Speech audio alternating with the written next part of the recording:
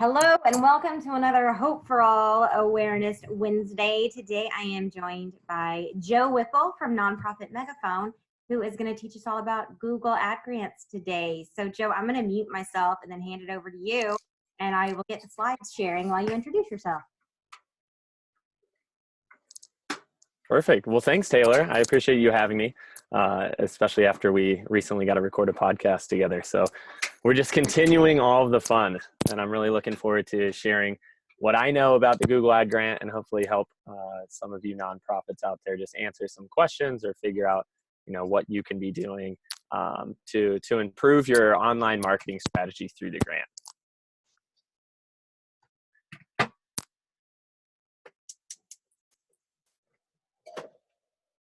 All right. Okay.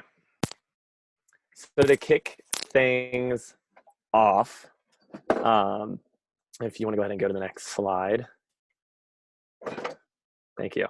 So the Google Ad Grant, what is it? How can it help you? I'm going to answer some of these kind of overarching questions to get things started, and then we'll dive into some of the more specifics as we go. So the Google Ad Grant was started, I think, back in 2003.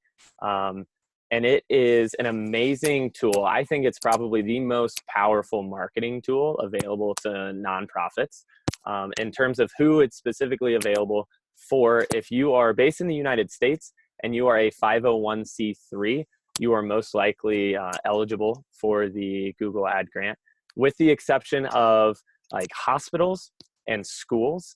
Those, Google has a few of their own policies and rules that come into play that dictate, even if you are a 501c3, you either have to have a foundation that's separate of your school, or you can't be involved in actually doing healthcare or providing medical attention.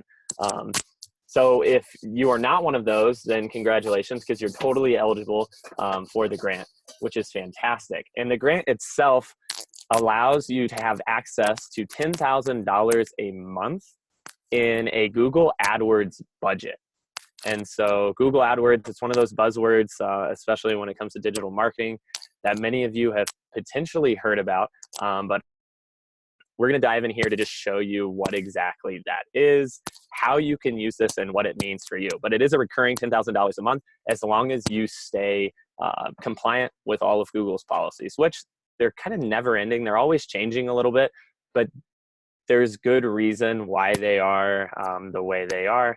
And we can maybe dive into some of those policies a little bit later. Next slide, please. Awesome. So this is an example of how ads work on Google's search engine. So these ads that you're seeing right here are considered AdWords ads. So when we type in something into Google, like running shoes, there's a good chance that you are going to see these ads.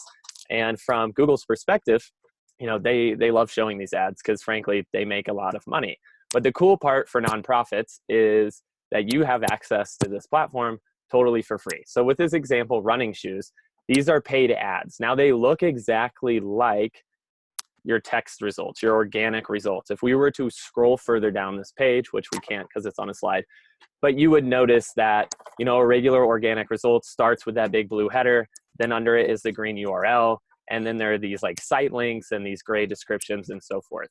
And the reason Google did this, I think, is because they just want to entice people to click on them even more. It would be kind of strange if they looked wildly different from the rest of the results. But what they do is they embed these ads at the very top of the page to one, give people who are willing to pay for clicks, this is pay-per-click advertising, the exposure of being first in line, and two, because they know that, well, people's eyes always go to, the first results on the page, so they're probably more likely to click it. So now taking this idea and kind of transferring it over and implementing it into, well, how does this apply to me as a nonprofit when I have access to the Google Ad Grant? So you would apply, you would get approved for the grant. That's all done online through Google, of course. And then you have access to an account where you can create an ad that looks exactly like this, as long as it's relevant to what your organization does. And then the cool part about the grant is now, instead, when somebody clicks on it, instead of you having to pay a few dollars for every click, which clicks can range depending on, the competition of the keywords you're bidding on, it can range anywhere from under $1 to, $7+. So that can get pretty pricey, but the cool part is Google covers that with that $10,000 a month budget. You probably won't use the whole budget, but again, that's not a big deal because it renews on a monthly basis. But this is essentially what the ads look like. So then how does this all work?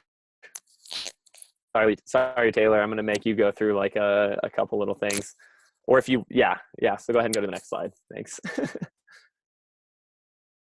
Okay, so when you have your account, you will be able to go in there. You'll be able to choose what keywords you're bidding on. You'll be able to, you write the ad copy yourself. You choose the landing page that this ad, when clicked on, is gonna, take this audience member to, this future donor, this potential, volunteer, this person in need, whoever it may be. You get to choose that landing page. So everything needs to be relevant. So if we take a step back from that and think, well, what is best practice when approaching something like this? The first thing that I would advise for you to do is think about your organization, think about your website, and choose some goals. So examples of goals could be, promoting upcoming leadership conference, advertising for volunteers, you want to reach service recipients or something like that. So then you want to choose a specific goal and then choose specific keywords based on that goal. And you'll do this for every goal you have so that your ads can be as relevant to what the person searching on Google can possibly be. And the more relevant it is, the more likely they are to click, which means more likely they are to engage at the end of the day with you, which is what we're looking for. So if we choose promote upcoming leadership conference, then we could then choose keywords like resources for leaders, leadership conferences, leadership retreats. So when I say choose keywords, I mean you actually plug in keywords to say, hey, this is what I want to trigger my ad. This is when somebody types this into Google or something like this, an iteration of this keyword, we want our ad to show, and we're willing to pay Google, or in this case, we're willing to use our budget that Google so nicely gave us to allow people to see these ads and click on these ads. So that would be an example of some of the keywords there for that specific goal. And then the next step is actually creating the ad. So here's an example. For something like this, we could have global leadership conferences, resources for, I think it says resources for emerging leaders. And I think there's another example if you want to click forward one more time.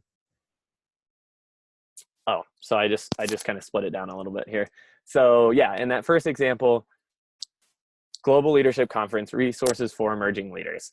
Join top leaders from across the country for a transformational 2-day program. So as you can see, we are looking at, these specific keywords from these specific goals, and now we're creating the actual body of our ad to resemble that. Another really cool part about how Google Ads works as a whole is Google's really great about allowing you to track and measure ad performance, look at the traffic coming into and out of your website, and they provide a lot of free tools to let you do this. So they really encourage you to do, A/B testing with different ads, to, vary what keywords you're targeting. You can create new campaigns. So you aren't limited with this grant to just like 5 campaigns or bidding on a certain number of keywords. What you are limited on is some restrictions when it comes to things like click-through rate, which we'll get into in a little bit, and just overall spend. So once you cap out at $10,000, you can't spend any more than that. And so they'll just they give you a little bit of leeway, but usually they'll just pause everything until the next month comes around so that you're not spending anything out of pocket, which shouldn't be possible through this program anyway. So then on a monthly basis, you can continue to measure and optimize as long as you're staying compliant with some of these requirements. Go ahead and go to the next slide, please. Thank you.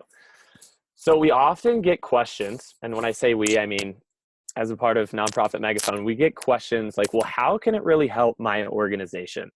And the first thing that comes to mind for me when I hear that is, well, what is your organization trying to do? What is your web presence? What is the purpose of your website? If the purpose of your website is just to be able to apply for grants, and get funding, then you're going to be pretty limited with how far you can take the Google ad grant. But it works really well for like things like driving awareness, promoting events, selling tickets, engaging donors to an extent. We can go into that again in the Q&A maybe. Sharing thought leadership, or just attracting visitors. I would say at the end of the day, the main reason why anyone would want to take on something like the Google Ad Grant is because you want to increase traffic to your website. You have valuable information on your website, and you want to just get more visitors to come there. After they get to your website, it really is up to your website with, all right, now how are we engaging with these? Are we selling tickets? Are we trying to drive awareness for a campaign that's happening later? Are we trying to collect emails so that we can increase our email outreach? Or are we just sharing blogs and ideas and so forth? Go ahead. So one of the really important things, and it's not an easy conversation all the time, but it's balancing expectations with your goals when it comes to the grant. So a lot of people hear, oh, I get $10,000 a month in advertising, that's amazing. And they think that it's just going to be the greatest thing in the world, and it's going to fix all of their problems, and that they'll be spending and maxing out the grant. And the truth of the matter is, and this number is from Google, I think the average nonprofit only spends roughly $800 a month in the Google Ad Grant. And I want to say it's close to 800. I know it's under 1,000. And this could be for a variety of reasons. It could be because you just simply aren't running enough ads. You don't have enough campaigns built out, or your website isn't strong enough, or you keep going in and out of getting suspended and not suspended because you aren't complying with all of Google's policies.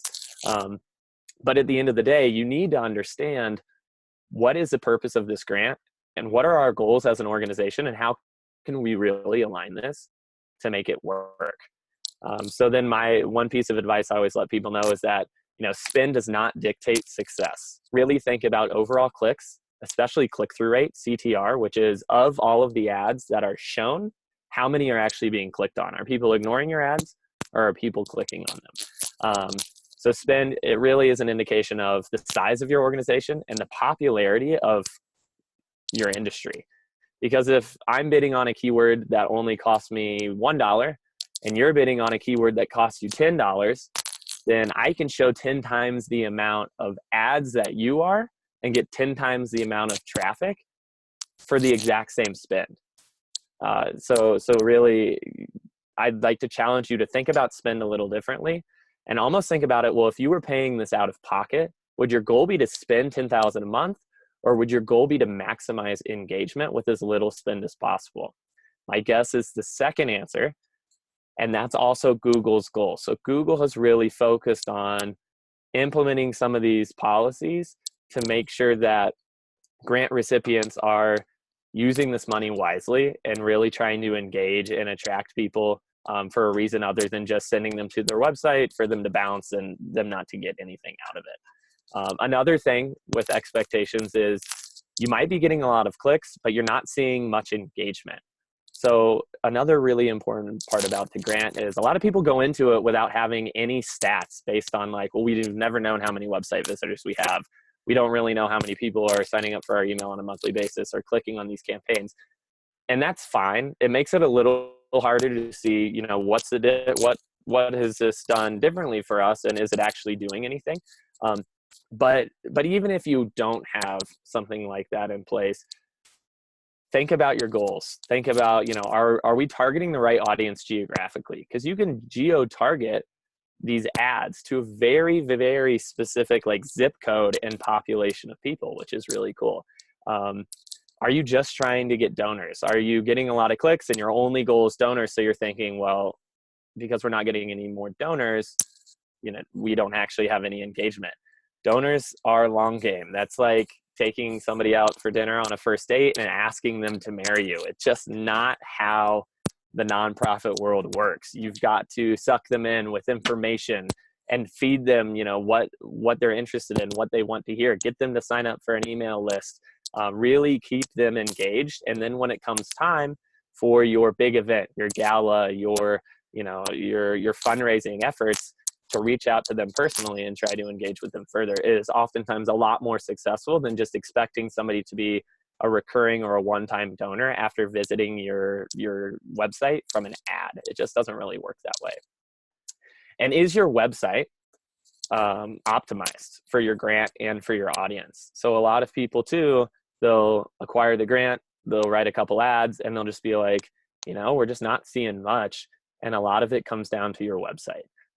Part of this is due to some of Google's policies. If they notice there is an outdated website, they will simply show your ads less often than if you have an up-to-date, really well put together website. But a lot of this too is just your audience members. If I go to a website and it doesn't have the user experience that I'm intending, if it's slow, if it's not mobile friendly, if there's just not great information, if I have to download a PDF every time I go to a web page, my experience is just going to be, it's just going to be different than if it was more user friendly and I'm getting the information that I was searching for in the first place. Go ahead, Taylor. Thank you. So this brings me into optimizing your website. This is one of the most important things that we do as an organization. We will refuse to apply for and assist with the grant at all if we see that your website is suboptimal. And again, the reason is because it's so important to have your website at least do some of these things on this page if you're going to see success with the grant. So what are some of those things? So we always advise you need promotable content, as much promotable content as possible, at least 10 pages. And when I say promotable, think about, well, this person is Googling something to trigger an ad that you bid a keyword for, that's then going to a page that is hopefully relevant to what they Googled in the first place. Is what's on your page Googleable? Is it searchable? Does it resonate with the keywords you're bidding on? If not, you need to revise that page and think about things a little differently. And this applies to all pages. If you want to send ads to any page on your website, you need them to actually have text. We advise usually like 300 plus words, but this is for your About Us page, for your events page, your services, your volunteer. And the reason for that is because Google's bots will actually scrape your website and look to see, all right, it does make sense. Their events page has a specific time and day and date and details about the event that they're trying to put in this ad that this person is searching for, event near me this Saturday. And that's relevant to the page we're sending you to. And then I also challenge you to take a different approach to your blogs. So oftentimes I'll be looking at a website for a potential client, and on their blog, they'll have something like, last week's gala went really well. Like, here are some pictures. We had a record fundraising effort. So thank you to all of our donors, yada, yada, yada. And when you look at more and more of their blog posts, that's what they're talking about. It's broad. They're really specific, organization-specific topics. No one is going to search for that. And that doesn't mean you can't have them. It doesn't mean they can't have a place on your website. And it doesn't mean that you can't put them in a newsletter and engage with your donors with a thank you to recap what happened in your fundraising effort. But I challenge you to make more broad topics that people are searching for. Do not just put organization specific updates in your blog, or you will not be able to post any of that. And blogs are one of the most underrated ways for you to drive traffic to engage with potential audience members to your site. So after they get to a page, after you have this promotable content, it's 300 plus words, you also need a call to action, a CTA. So we don't just want somebody to go to a page and then bounce. We want them to get there and then think, oh, this is valuable information, or I'm going to click this, or and you want to take them on the journey that is telling your story, or getting them to take that one step further. Can we get you to volunteer? Can we get you to sign up with an email? Keep your website updated and mobile friendly. This kind of speaks for itself because of what I just said about some of Google's policies. It's also important to know that I think it's over 50% of web traffic comes through mobile devices. So if you haven't gotten on your phone and gone to your own website lately, I challenge you to do so, because if there are things that are broken about it, people are going to have a poor experience and probably just close out right away. Don't slack on your word count. So again, this goes to that 300 plus words per page. Google cannot look at a video that you have on your page that's embedded or a picture and understand what's going on. They have to have words. So words are really, really important. People also like reading what you're talking about. You know, some web developers have this challenge of balancing, you know, text and visuals with video and so forth. But it really is important to have at least, you know, a paragraph or so of information so that if you're going to try to properly use the grant. And the last two things, so avoid third-party websites and PDFs when possible, and then track important conversions. The reason that it's important to avoid third-party websites and PDFs is you can't send an ad. If you create an ad for somebody, you can't send it to a website that's not yours. You can't send it to a PDF. You can't send it to, you know, any third party at all. So if that's content that's valuable to you, put it on your website. And there are so many different ways of doing that. You can backlink blogs to, you can actually turn this PDF into, you know, HTML and actually put it on your website itself. But those are some things that would really help because your ads just won't be able to work if that's the case. And lastly, tracking important conversions. So I hinted at this before, but it's one thing to have the Google grant, to think you know what's going on, but at the end of the day, not to have a clue like if this is a success. So it's really important that you track these conversions, and you can do this through something called Google Tag Manager. Again, a free program that you can get that you should use if you have the grant, where you can track button clicks, you can track page visits. If you have a thank you page that populates after somebody has volunteered or signed up with an email or donated money or donated, you know, goods or anything like that, you can track how many times that thank you page populates so that you know, all right, of all of our donations in the last month that came through our website, this many came from the grant because our thank you page was triggered this many times and we've tracked it. So I just find it very important to know what's going on. It makes the conversations easier internally. It makes conversations easier with your board and so forth. So I know that can all seem overwhelming. So on our website, nonprofitmegaphone.com/website rubric, you can go on there and just answer like yes or no questions. There's little like bubbles and things like that. And we actually will give your website a score. Now, all websites are not created equally. So we have some clients who have really low scores and are doing like phenomenally well. Sometimes this is an industry by industry related phenomenon. But for the most part, filling out something like this will at least let you know, like, okay, this is what I could do to improve. I need more content. I need more calls to actions and so forth.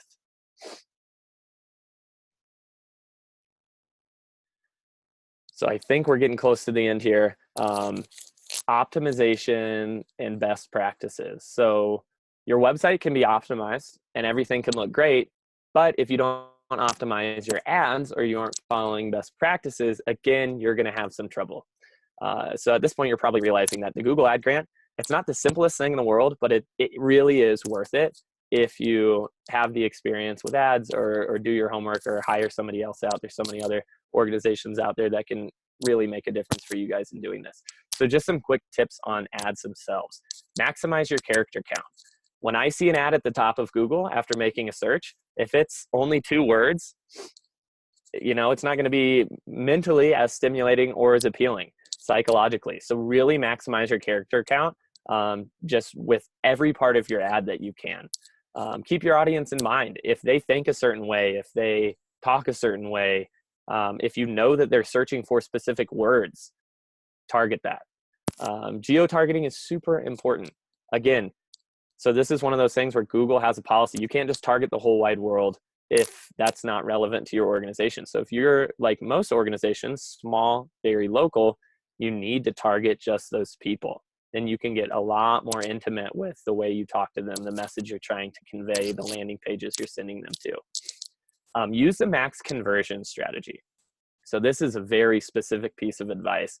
And if you have an account, you might know about it, but max conversion strategy allows you not to have a limit on how much you're willing to pay per ad, so per click. For a while there, Google capped everybody at $2 per click, but then they came out with this max conversion strategy where if you're tracking conversions and you're trying to maximize conversions, then you can pay more than $2 a click, which is really important because you will need to be paying more than $2 a click if you want to stay, competitive with all the other ads out there. Target keywords and phrases that make sense. So again, this is kind of reiterating, keep your audience in mind, but what is your audience searching for? Does your landing page address it? Does your organization address it? Don't target something that you don't have anything to do with. And also don't necessarily target something like donor related, depending on what it is, because no one really donates like, where can I donate my money? But they look up things specific to your organization, and then they'll read about you and get more engaged that way. And lastly, just track what's important. This is so important. It makes all the conversations easier. It makes seeing the success of the grant so much simpler if you can just have a report that you can go into once a month and see, all right, how did the last month go? How did the last 7 days go? How has the year been so far with our total spend, our total clicks, our click-through rate? Are we staying compliant? It just makes everything a lot simpler. Alrighty. So that's it from me. I know that we covered a lot. I know that depending on how much you guys have already learned about this before, whether or not you already have it, your questions could vary widely. But if you have any questions, feel free to go ahead and ask them right now, or if you'd rather email me another time, if you have questions down the road, I provided my email there for you too.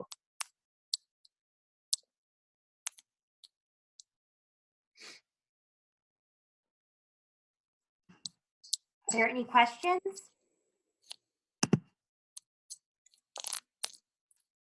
Y'all feel free to type in the chat box and I can read them, or I can unmute you if you'd like to do that. I will ask, Joe, you've been talking about bidding on AdWords. What does that mean? What does that mean? Is that what you said? Yeah. Okay. So when Google's like back-end policy for this is when somebody types in something on Google, then in real time, they have an auction. It is a live auction for everybody who's trying to show an ad to this person. And it takes into account how relevant the person's search is to, what you're trying to target. So that keyword process, it takes into account what's called a quality score that looks at, the quality of your ad, the quality of your website. It also takes into account how much you're willing to pay for that click, because you don't have to pay anything to show any of these ads. It's kind of just like a free brand awareness, but if somebody does click on it, you have to pay. So for-profit companies are paying real dollars. Nonprofits, if you have the grant, are paying, in-kind dollars from Google. So Google takes all of that into account, as well as the geographic location. I cannot send an ad to somebody if I'm not targeting that area geographically. So in real time, it does an auction, and it will produce, with a combination of quality score. Well, it'll produce a quality score that's a combination of all of those things, as well as how much you're willing to pay to determine what ads show up and the order that the ads show up. So when I say bid, you actually do bid on these keywords, but it's all done in real time. And with the way the grant is set up, like if you have the max conversion strategy, you're not capped at $2. So Google can automatically bid like $7.34. And they'll do that, and then your ad will be able to show. Did that kind of answer that question? Yes, that helped a lot. Okay, I'm going to try to unmute y'all, and we'll see if you can ask your questions. Okay, try now. Can you hear us? Yes. Yes. Oh, there you are. Hello. Welcome. So Amita and I are both on the same phone. This is Kelly, by the way. Sorry. Hi. Hello. So Hello. I see here, and thank you for coming. And I see here that your first question is, what is the process to apply? So if you're starting totally fresh and you do not have a Google for Nonprofits account, you've never heard of TechSoup, so all of the application is done online, and it is a pretty technical application. It's not really like other grants where you have a lot of writing. Google will look at you and choose, okay, do we want to give you the grant or not? It's very black and white in the sense of if you're eligible and your website isn't from 2003 with no updates, and you've just proven that you are who you say you are a nonprofit, you will get the grant. And it's kind of a 2 to a 3-part process. The first thing you have to do is get a Google for Nonprofits account, and you go through a third-party company called TechSoup. But if you just Google, a Google Ad Grant application, it walks you through all of this. But TechSoup is a third party that will double check to make sure, all right, you're eligible 501c3. This totally makes sense. You'll get your Google for Nonprofits account, and you'll go to the next part, which is actually applying for the grant itself. The first part in that application process, Google will look at your website and make sure that your website complies with all of their policies, that, if you're soliciting for donations, they ask that you put your 501c3 status and your EIN number in the footer of all of those pages. They want to make sure that you're not trying to abuse this grant, that you're not one of those ineligible organizations like a school or a hospital maybe, but you could be a foundation associated as long as it's pretty much a separate website. And that's kind of that second part. And then the third part is to just make sure you actually know how to write these ads and you understand it. So you go through a little bit of training there. You have to write, I think, like 3 or 4 ads to prove that you're capable of doing it. And then you pretty much just get the account. It's handed over to you.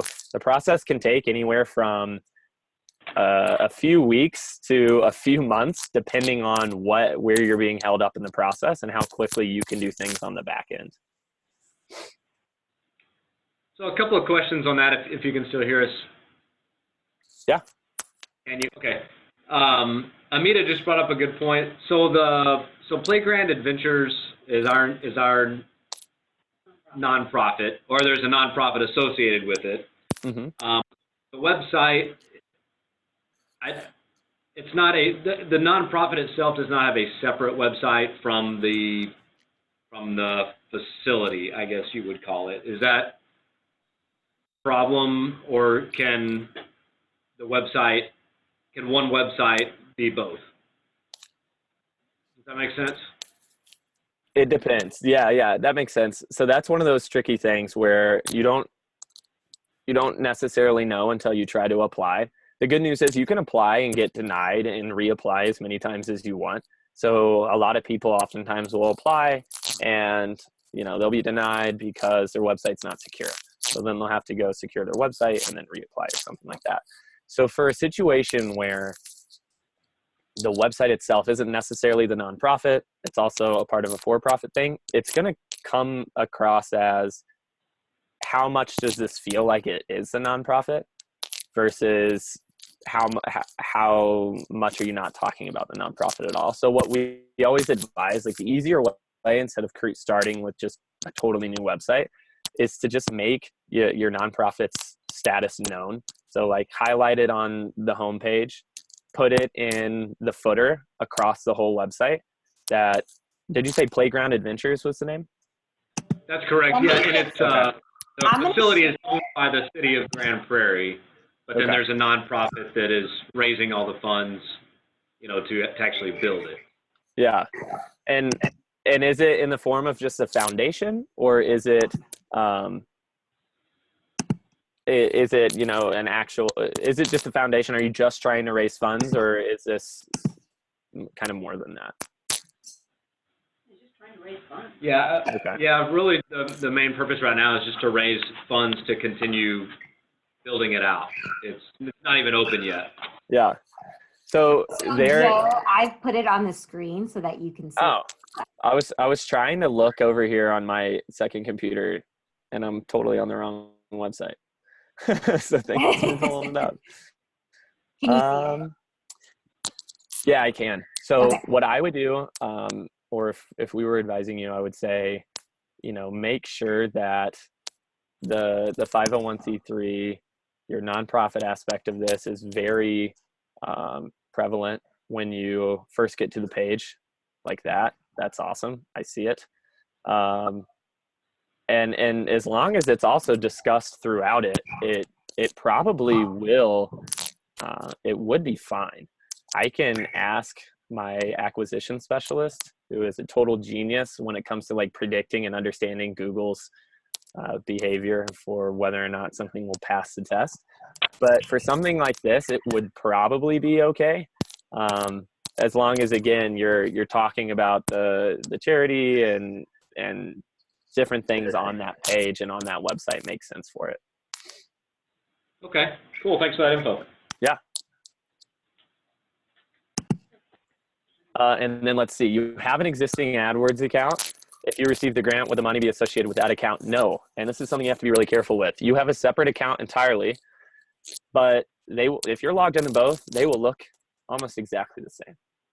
You really have to pay attention to your account number, because the last thing that you would want to do is go into your account after applying for the grant, set up a bunch of ads, and all of a sudden you're spending thousands of dollars and you realize that was in the wrong account. We actually just spent thousands of dollars.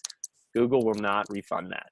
So you've got to make sure that you are in your grant account when, doing anything grant related. Well, that makes sense, because our account will be associated with lots of other things that are city related. So okay. Okay, that's what I was. And that would be the nonprofit account through Google, correct? Yeah. Yep. So it'll still be like an ads.google.com or whatever, but you'll have your specific login for your grant. But it doesn't. I don't even think it says at the top like Google Grant account. It really does look similar. You just got to know which account number is the proper number for it. All right. And you just brought up another. You just said. Sorry, Taylor. Go ahead. No, I was going to say that just sounds like, okay, so y'all have an account already for the city. So then the Playground Foundation could do their own account. That just sounds like something that might help with schools too. Joe, I know you said that schools on their own aren't eligible, but like school has a Google or has an AdWords account, the Education Foundation could go in and set up their own separate one. Yeah, foundations. So schools themselves are not. Foundations are eligible. But then it also gets tricky because it's like, does your foundation have a separate website, or does your foundation at least have a handful of pages on the school's website to make it clear that like you were trying to apply for the foundation? And sometimes that one's just a coin toss. Sometimes it's like, yep, no problem. And sometimes Google's like, nope, no way, which can be pretty frustrating at times. But the other good news too is after your website gets approved, you can advertise anything on that website. So once your website's approved from Google, even if there's non-501c3 related pages to it, because it might be a shared website, or maybe you're featuring an article that you found interesting, a blog post or whatever, you can advertise all of it because they went ahead and okayed the whole website. And I've got a couple questions that I'm coming up with as we're talking here. One is,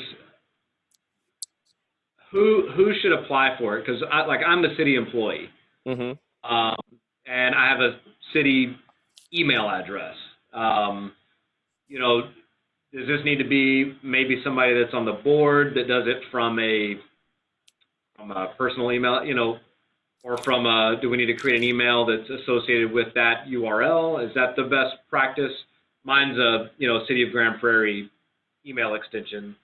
Is there any best practice there, or one way that's going to help us or harm us one way or the other? Yeah, that's a good question. I would say best practice would probably be to have an email with the website's URL, like as the email extension. If you're not, you can apply to get additional emails approved to have access to the account, whether it's read-only or full edit access. But going into it from the start, I've seen it just kind of makes things a little easier if the name is associated with the email you're doing it for. If not, it's not a terrible process to like get around. And you can always call Google for support in that, to say like, hey, we don't have any emails for the nonprofit itself. So all of the emails associated with the employees and the volunteers and stuff, we all just use our personal emails. But if it's not super difficult to create maybe a universal email to be able to apply for that, that would probably be just the smoothest from Google's perspective. And we can definitely do that. The other question was, a minute ago when you were talking about if you accidentally spent money on, for the wrong, like if they were sort of associated with this, with our existing account, you mentioned something about it wouldn't be reimbursed. Are the funds reimbursed on a monthly basis, or is there an account that's funded with the money that we spend from that? Yeah, so the account itself, you don't ever actually see any dollars. You don't get a certain amount a month, and Google really never shows you anything. But within your account itself, it's as if you have a budget, a pre-existing budget. So you get up to $10,000 a month to use on these ads. Now, of course, spend, like I said before, varies wildly from organization to organization. Some people can spend $300 a month and be totally fine with that because they're such a small organization. That's all they need to spend, and it actually is really valuable. Some global organizations spend all $10,000 a month, and they could probably spend even more than that. But the spend itself, that money, it's just an in-kind donation. That's like a credit to your account. And whether or not you use the whole thing, it does not change anything. It gets renewed on a monthly basis indefinitely. So I saw one of your questions was, what is the duration of the grant? As of right now, as far as my understanding, Google is not planning on shutting the grant down anytime soon. And they really love the program as well. And they're really excited about how things have been going, especially in recent years. So it's indefinite as long as your account is compliant. Now, if you get paused or deactivated or suspended, you have to go through a process of getting it revamped back up, which is no fun. It definitely hurts the performance of your ads, but you'll always have your account after you have it. Okay, cool. Yeah, that answers that. And so just to clarify, there's no money out of pocket from from our organization, and then it's reimbursed. It's correct. Yep. You will not have to pay anything out of pocket. This is a totally legitimate in-kind grant from Google that they've been doing for a while now. The only out of pocket that people can choose to do or not is when thinking about, how do we want to have this grant managed? Do we want to hire a third party? Do we want to do it ourselves? If you are capable of doing it yourself, then everything is totally free and like more power to you. Some people look at it and say, I don't have the time or resources for this, and I would rather have somebody else do it and give me some nice reporting to just keep in the loop. But again, that's totally your call. Okay. Did you have any questions? No, I don't understand. So if we needed like some direction, is there a person that we can contact first for that direction? Did you hear that? So I heard if it. we needed direction, if we're stumbling, trying to figure out if we're doing the right things, is there somebody we can contact to give us some direction with that?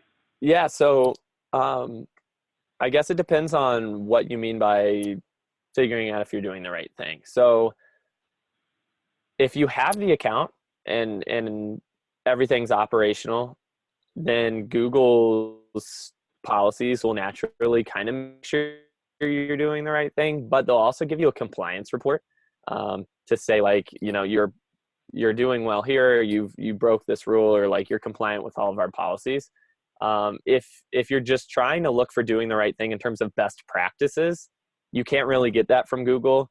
But if you're confused in the application process, or you're confused as to why a domain didn't get approved, or why you can't bid on a certain keyword, because the rules are different for paid accounts versus grant accounts. Like you can't bid on single word keywords and stuff like that. You can always call Google or look it up online. And then as far as like best practices, like, hey, we want to make sure you essentially would want to get an audit. I'm sure there might be some organizations out there who could do that for you. I know my organization doesn't necessarily do audits. If it ever gets to the point where a nonprofit wants help on this, it's usually like, we desperately need help. this is not something we can manage anymore. So we get in there and we just totally fix it from the ground up. Did that kind of answer your question?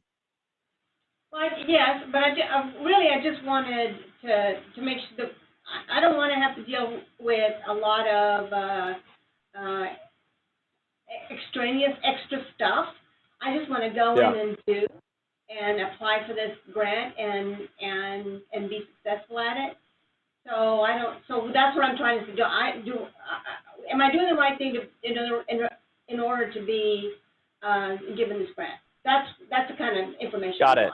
Yeah. So the application process is, it's all laid out online, and you can always call Google to say, like, what do we need help with? Or why is this not working? I thought I did this right. It can get a little tricky depending on the account representative you're talking to, or how well you understand some of the more technical things. Like if you need to install Google Analytics and Google Tag Manager on the back end of your website, and you aren't familiar with how to do that, then you could get caught up with that for a little while. But everything is online. So at the end of the day, if you're trying to do this for as cheap as you possibly can, then I would say you can just use the resources online, as well as calling Google and kind of going back and forth with them on this. But it just depends on the organization. Some people, when we apply for them, it can be like 3 days, as long as all the conversation is super, super in sync. And other organizations can be 8 months. And it's just like, we're trying to get this installed on the back end of your website, but you're not giving us access. So somebody on your team is trying to do it, but doesn't know how. And so we try to do screen shares, and the lag time can get a little out of hand sometimes. But at the end of the day, it kind of comes down to how well versed are you in the more technical side, and how well is your website already set up. So your website's already secure, I think I saw. So you have a secure website, your 501 C3 status and EIN numbers on it. So those are two things hugely in your favor. So the rest of it, my guess is the lag time would just come from Google. Like after you submit the first part of the proposal, TechSoup takes, maybe a week to get back to you sometimes, or a couple days. And after you submit the second, Google can take a week or two to get back to you. And then after you submit the third, maybe it'll take another week. And if you're doing everything fine, then you're just going to deal with the normal lag time from their influx of acquisition requests. Okay. So do we start with, do we start with TechSoup, or do we start with Google? Because So start with Google, because they'll naturally bring in TechSoup for you. So if you just go online and you look up Google Ad Grant application, then it'll naturally have you in the process of creating a Google for Nonprofits account, which gets TechSoup involved, and they send you like a token that you have to, confirm, yes, we got that token. We are who we say we are. This is our website. Here's all of our information. So you don't have to go to like TechSoup's website or anything like that. It's all done through Google. Okay. But on Google, that's where I would need to create a new account from the get-go, right? A new Google account, and then it would be turned into a nonprofit account? No, so it'll do that. It'll immediately have that nonprofit account created. So there's a really cool thing outside of the grant. So Google for Nonprofits is something that Google has, and a part of Google for Nonprofits is the Google Ad Grant. There's also YouTube for nonprofits. There's education for nonprofits. And I want to say there's a couple other things. You get access to like G Suite, or you used to. And if you have a Google for Nonprofits account, you have access to all of those. So step one is getting that Google for Nonprofits account, which forces you to go through TechSoup. And then after you have that account, you go in and you create your ad grant account. So from the very start, you don't create any normal accounts. It's all done through the nonprofit side of things. And this is just one thing you're granted access to within your Google for Nonprofits account. Okay, I think you're answering it. I'm just not fully understanding. So And I'm on the Google page, the Google for Nonprofits page right now. And to get started, you have to log into an account. Can I use our you have to existing log account? into an email. You're saying you have to log into an email? Correct. Yeah, so then that would go to, if you want to use your own personal email to get everything set up on behalf of the organization, you certainly can. We've seen it before. Sometimes it just causes a few delays.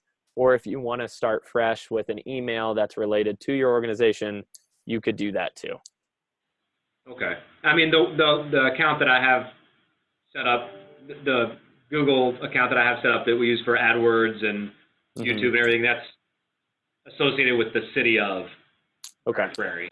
So probably from the start, I would need to go ahead and create a Google account that's using the URL of our website and go that. Yeah, it might be easier. That keeps everything separate. Yeah, right? if you can keep everything separate, then you can always give yourself access with these other emails so that you can just use your other email for it. But it might, from an organizational perspective, make a little more sense to just keep it separate from the beginning. Okay. That makes sense. And I wasn't even thinking about you could assign other administrators to the same account. So yeah, cool. It makes it really easy for somebody to get in there and fix a few problems that you're having, or somebody to have read-only access. So like if you don't want them to be able to touch or mess up any of your ads, then you can give them read-only access so they can at least go in there and see what's going on, which is nice as well. Cool. I think that answers a lot of our questions, and we appreciate your time. So. Yeah, you got it, of course. And if you have any more questions or you need to hop on the phone or anything, I'd be more than happy to do my best to walk you through. If you have a question about like, we keep running into this problem, we don't know why it's going on, reach out and I can try to help figure it out with you. Or I can at least reach out to one of the amazing members on my team and say, hey, what's going on with these guys? That's super. Thank you. Makes sense. Yeah, you got it. Good luck. It's an amazing program. It really is. If optimized and used correctly, it will really improve the overall traffic to your website. And if you know what to do with that, or if you're curious what to do with like increased traffic, research it. There's so many different things that you can do to engage people beyond just having them read something and leave. Right.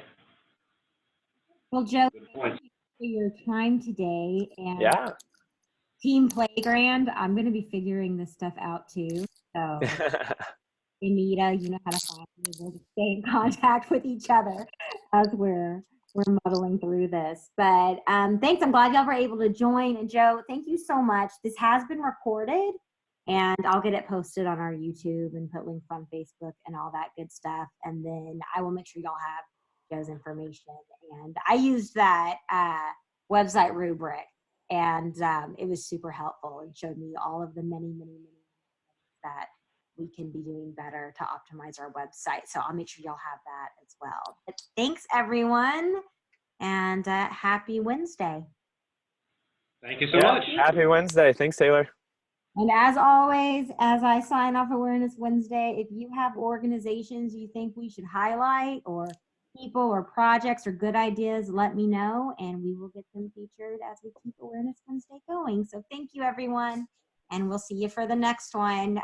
2 weeks from now, we'll be having Come and Bake It pies in the Sherman Farmers Market to share with us the importance of using local produce and shopping farmers market and how that's good for the environment and the economy. So hopefully y'all will be able to join that one as well. Thank you, everyone. Bye.